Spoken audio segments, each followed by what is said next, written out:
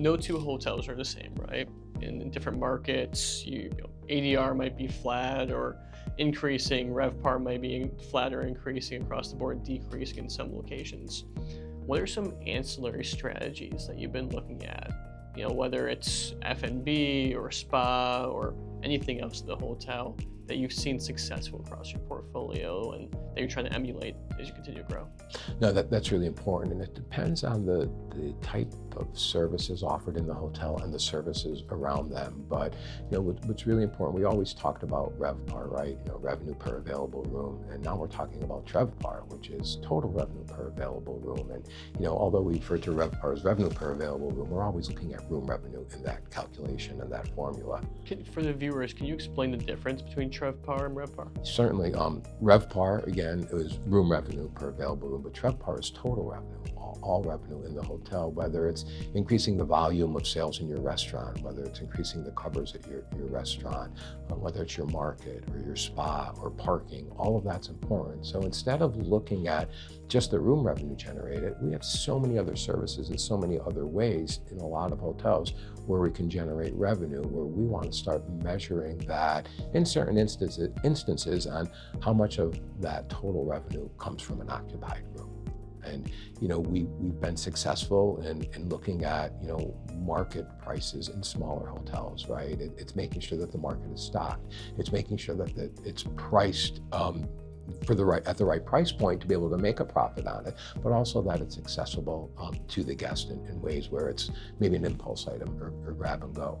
We've implemented parking fees at hotels as well too, which is really important. I think it could be forgotten, and we talk about hotel rooms being a perishable commodity where if you don't sell it tonight, you can't make up that money again because it's gone.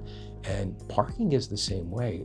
We've started looking at that as being part of the real estate of the building. Just because we haven't charged for it before doesn't mean we can't charge for it now. That's the real estate that we own, and that becomes part of it, charging for that valuable parking spot and partnering with companies like yourself to be able to sell those. If we're not at full occupancy and we're not using those spots, you sell them for us. And that's what we love about that, because you reach guests that we never would have reached. So now we're making money off of that parking spot that would have sat vacant. And we're providing a service to that person that needs to park their vehicle to go to an event or to fly out of an airport or to visit a downtown area, but they're not staying at the hotel. That's outstanding, and I love the parking overlap piece, of course. Does that work? And you're tremendous partners, and so I am really interested in kind of looking at TrevPAR and the future of hotels' footprint with real estate.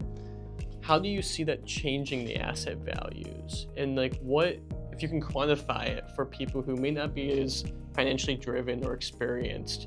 What is the impact of an extra $10,000 of NOI to an asset? How does that flow from the top line revenue down to NOI? How does that NOI influence the cap rate and all that?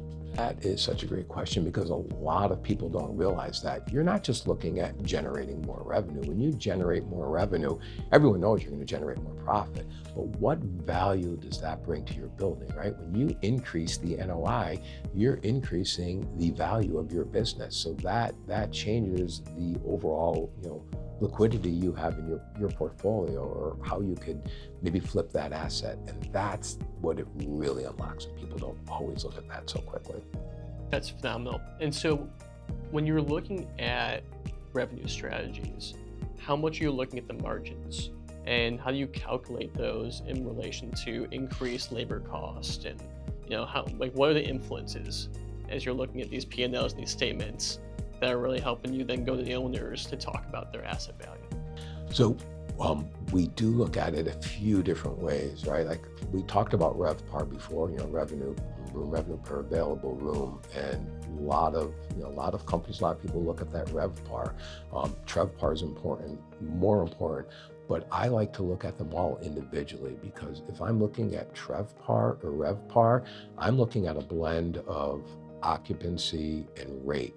But if I'm looking at occupancy independently and rate independently, I can better figure out a solution where is the gap or where can we do more? And the same thing with TrevPAR.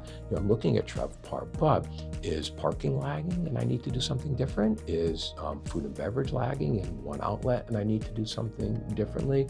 So I really like to look at each individual revenue stream and break it down from there. But when I'm analyzing performance, whether it's a P&L, which is great to do, but you're looking in your rearview mirror, you want to look at the forecast, right? In the moment, where are we going to be? It's looking first at the departmental number.